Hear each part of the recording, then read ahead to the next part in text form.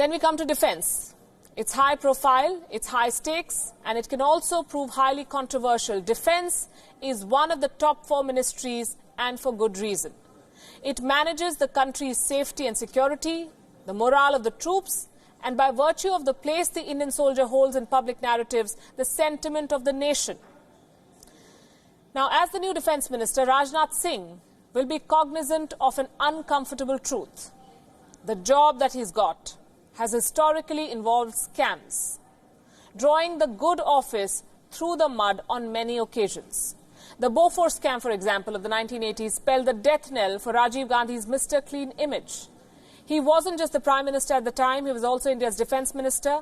His Finance Minister VP Singh took charge of the ministry in 1987 and he started digging up dirt on defence dealings. Rajiv Gandhi's reputation was in tatters. A posthumous clean chit in 2004 did little to undo the damage. The Augusta Westland chopper scam was discovered on Defence Minister A.K. Antony's watch. Antony admitted that corruption had indeed taken place. He ordered an investigation. The blame was placed at the doorstep of the Air Force Chief of the time, S.P. Tyagi. Many called him the scapegoat for a larger scandal under the watch of the Congress. A.K. Antony was not directly named, but he was given a lot of flack for inaction. And most recently, former Defence Minister Nirmala Sitharaman spent a significant amount of time firefighting allegations of corruption in the Rafale jet deal case.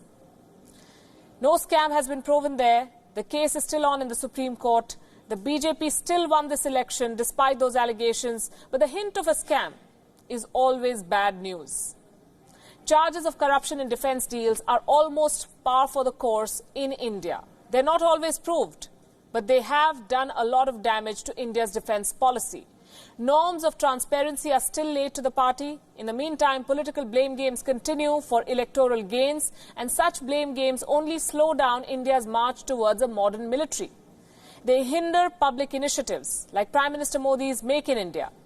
This doesn't augur well for a nation with not one but 2 aggressive neighbours. We have Pakistan and we have China, and they've both made land grabbing and armed incursions state policy. A comparison between India and China's defence budgets over the last 3 years tells a different story, not a good one. In 2017, India's defence budget was $42 billion. China's was $151 billion. 42, 151.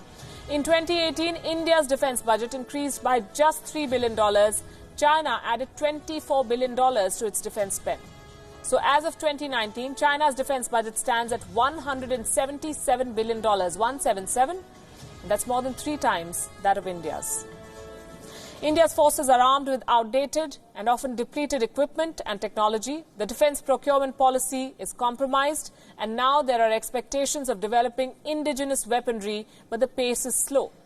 The outcome is far from ideal for the women and men in India's military, and Mr. Rajnath Singh has his task cut out as the new Defence Minister of India.